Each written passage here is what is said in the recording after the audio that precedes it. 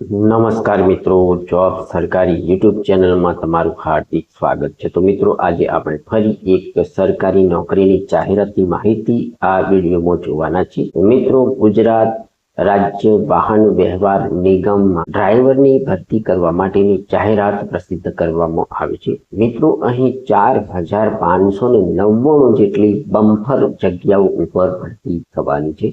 આ જગ્યામાં અરજી કરવા માટે ધોરણ 12 પાસ તેમજ હેવી મોટર વ્હીકલ લાયસન્સ ધરાવતા ઉમેદવારો અહીં અરજી કરી શકે છે।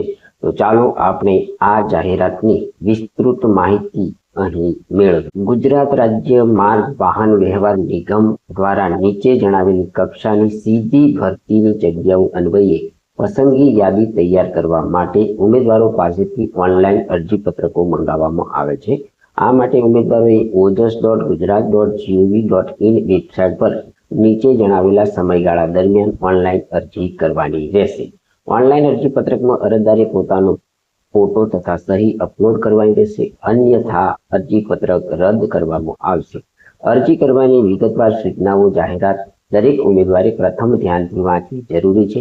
જે ઉમેદવારે પોતાની શૈક્ષણિક લાયકાત, ઉંમર, જાતિ, અનુભવ તેમજ અન્ય લાયકાતના બધા અસલ પ્રમાણપત્રો હાલમાં પોતાની પાસે જ રાખવાના રહેશે અને અરજી પત્રકમાં તે પ્રમાણપત્રોમાં દર્શાવ્યા મુજબ જરૂરી વિગતો ભરવાની રહેશે, જેથી અરજીમાંની ખોટી વિગતોના કારણે અરજી રદ થવા પાત્ર ઠરે નહીં। નીચે દર્શાવેલી કક્ષા સંબંધિત તમામ સૂચનાઓ નિગમની વેબસાઇટ gsrtc.in પર મૂકવામાં આવશે, જેથી સમયાંતરે નિગમની વેબસાઇટ અચૂક જોવાની રહેશે। અરજીપત્રકમાં સંબંધિત કોલમમાં મોબાઈલ નંબર અને ઈમેલ એડ્રેસ અવશ્ય દર્શાવવું અને ભરતી પ્રક્રિયા પૂર્ણ થાય ત્યાં સુધી તે નંબર જાળવી રાખવો જરૂરી છે, જે ઉમેદવારના હિતમાં છે। અહીં કક્ષાનું નામ છે ડ્રાઈવર। આ જગ્યા પર પસંદગી પામતા ઉમેદવારોને ફિક્સ 5 વર્ષ માટે 26,000 રૂપિયા પગાર મળવા પાત્ર થશે।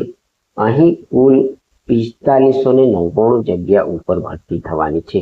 આ જગ્યા માટે અરજી કરવાનો સમયગાળો જોઈએ તો તારીખ 6/6/2026 થી તારીખ 5/7/2026 સુધી તમે અરજી કરી શકો છો।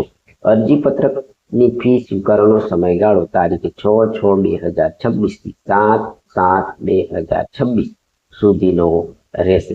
હવે મિત્રો, આ ટેબલની અંદર આપણને ટોટલ જગ્યાઓ અને કેટેગરી વાઇઝ જગ્યાઓ કેટલી ફાળવવામાં આવી છે જેની માહિતી આપવામાં આવી છે તે જોઈએ તો કુલ જગ્યાઓ અહીં 4599 છે, જેમાં જનરલ ઉમેદવારોમાં પુરુષ ઉમેદવારો માટે 1385 જગ્યા છે, મહિલા ઉમેદવારો માટે 681 જગ્યા છે, ઈડબ્લ્યુએસના ઉમેદવારોમાં પુરુષ ઉમેદવારો માટે 329 જગ્યા છે, મહિલા ઉમેદવારો માટે 161 જગ્યા છે, એસસીબીસીના ઉમેદવારોમાં પુરુષ ઉમેદવારો માટે 711 જગ્યા છે, મહિલા ઉમેદવારો માટે 350 જગ્યા છે, એસસી ઉમેદવારો માટે પુરુષ ઉમેદવારોમાં 184 જગ્યા છે, મહિલા ઉમેદવારો માટે 90 જગ્યા છે, એસટી ઉમેદવારોમાં પુરુષ ઉમેદવારોએ 475 જગ્યા છે, મહિલા ઉમેદવારો માટે 233 જગ્યા છે।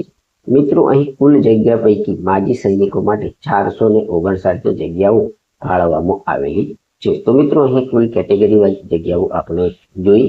હવે આ ભરતીને લગતી મુખ્ય સૂચનાઓ અહીં આપવામાં આવી છે, જેમાંથી અમુક સૂચનાઓ આપણે જોઈએ તો ઉપરોક્ત દર્શાવેલી જાહેરાતમાં જગ્યાઓની સંખ્યામાં વધઘટ કરવાનો નિગમને અબાધિત અધિકાર છે।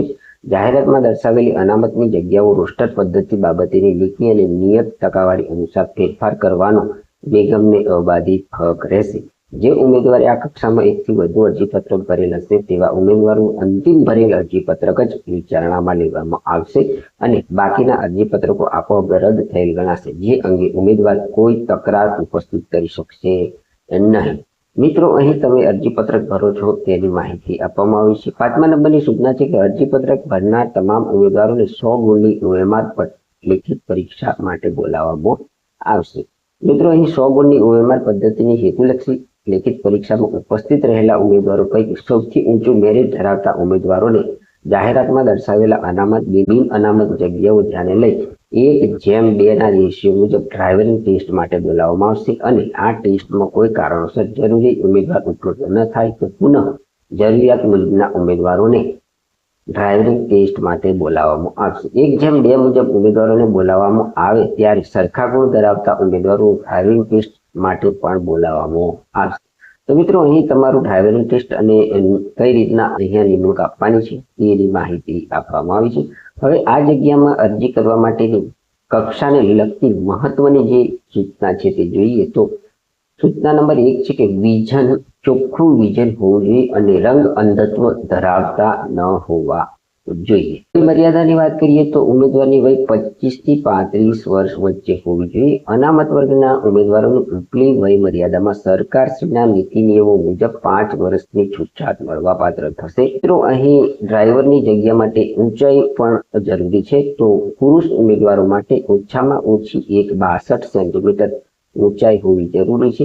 અનુસૂચિત જનજાતિના કિસ્સામાં 1.60 સેન્ટીમીટર ઊંચાઈ હોવી જોઈએ. મહિલા ઉમેદવારો માટે ઓછામાં ઓછી 1.58 સેન્ટીમીટર ઊંચાઈ હોવી જરૂરી છે. અહીં મહત્વની લાયસન્સ બાબતેની જે માહિતી છે તે આપણે જોઈએ તો પુરુષ ઉમેદવારો માટે પ્રાદેશિક વાહન વ્યવહાર કચેરી તરફથી પબ્લિક વાહન ચલાવવાનું હેવી લાયસન્સ તથા બેજ હોવો જરૂરી છે તથા હેવી ડ્રાઇવિંગ લાયસન્સ ઓછામાં ઓછું 4 વર્ષ જૂનું હોવું જરૂરી છે.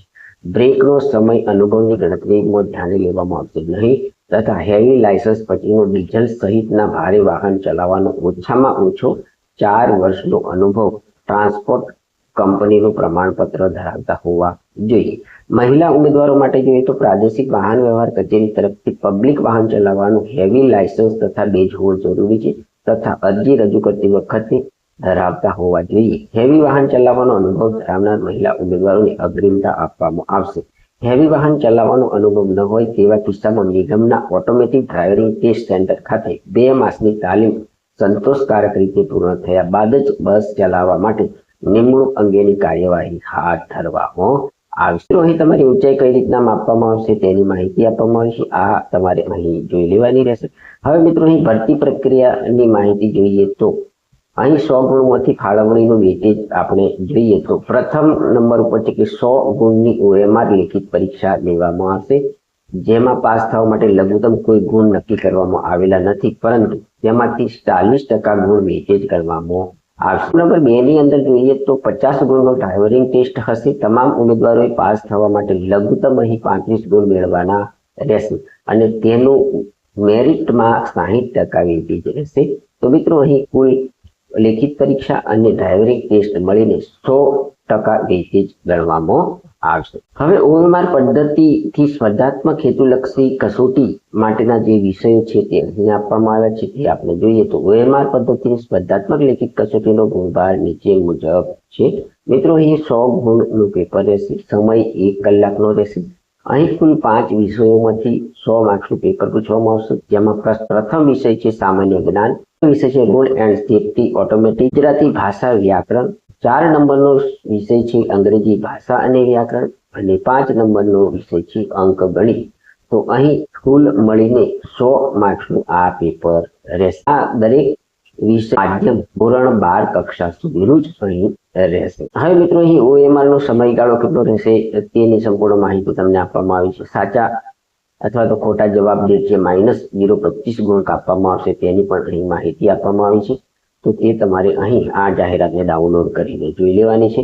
ની જગ્યામાં પસંદગી પામતા ઉમેદવારોને પગાર કેટલો મળવાપાત્ર થશે તે અહીં આપવામાં આવ્યું છે તે આપણે જોઈએ તો પસંદગી પામનાર ઉમેદવારોને ડ્રાઈવર કક્ષામાં 5 વર્ષ માટે માસિક 26,000 ફિક્સ પગારથી કરાર આધારિત નિમણૂક અપાશે. તેઓને નિયમ અનુસાર મળવાપાત્ર ભત્તા કે લાભો સિવાયનો કોઈ પણ ભત્તા કે લાભ મળવાપાત્ર રહેશે નહીં. ત્યારબાદ 5 વર્ષની સેવાઓ સંતોષકારક રીતે પૂરી થઈને ડ્રાઈવર કક્ષાનો નિગમમાં પ્રવર્તમાન જે મૂળ પગાર અમલમાં હોય તે મૂળ પગારના નિયમિત નિમણૂક મળવાપાત્ર થશે. જગ્યા પર અરજી કરતા ઉમેદવારોની વય મર્યાદાની માહિતી આપવામાં આવશે તો ઓછામાં ઓછી 25 વર્ષ તથા વધુમાં વધુ તમામ પ્રકારની છૂટછાટ સહિતની નીચે દર્શાવ્યા મુજબની વય ઉમેદવાર ધરાવતા હોવા જોઈએ.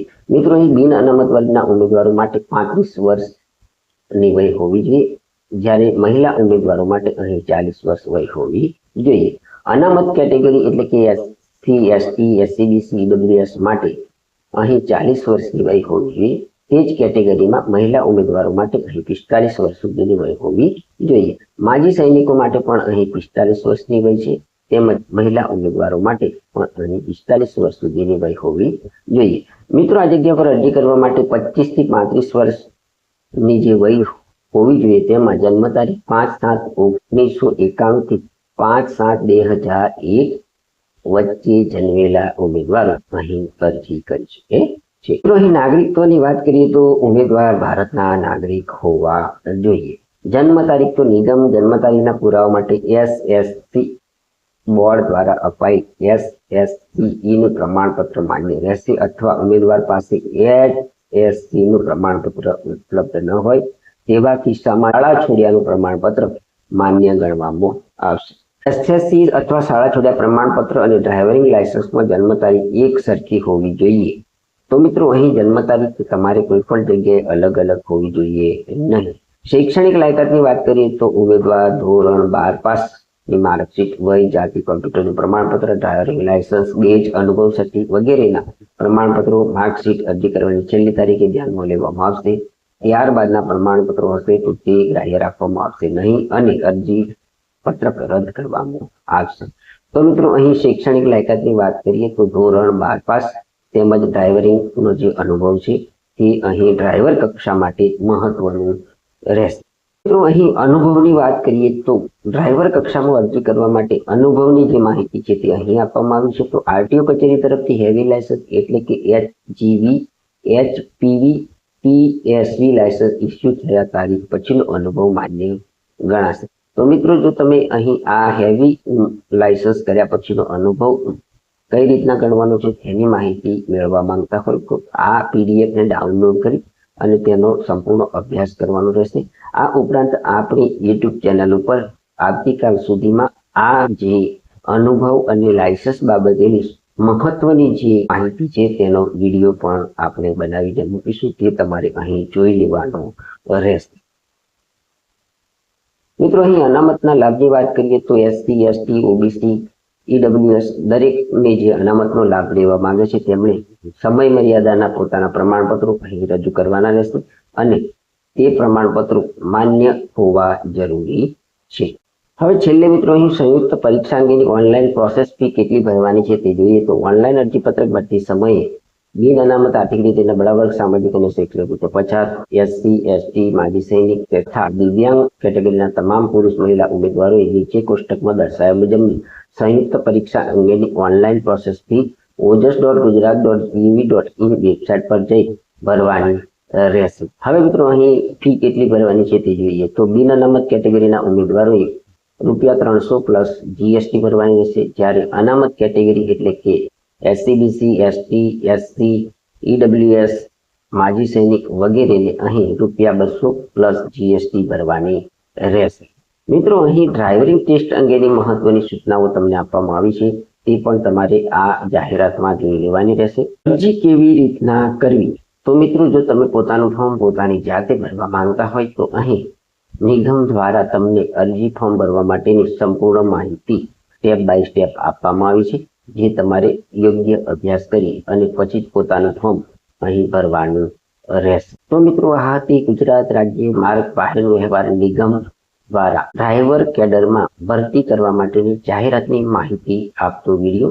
જો તમે અહીં અરજી કરવા માંગતા હોય તો સમય મર્યાદામાં તમારે અહીં અરજી કરી દેવાની રહેશે. જો તમને આ જાહેરાતની માહિતી આપતો વિડીયો પસંદ આવ્યો હોય તો અમારી YouTube ચેનલ જોબ સરકારીને જરૂરથી સબસ્ક્રાઇબ કરો, વિડીયોને લાઇક કરો અને તમારા મિત્રોને પણ આ વિડીયો શેર કરો. ધન્યવાદ, આભાર.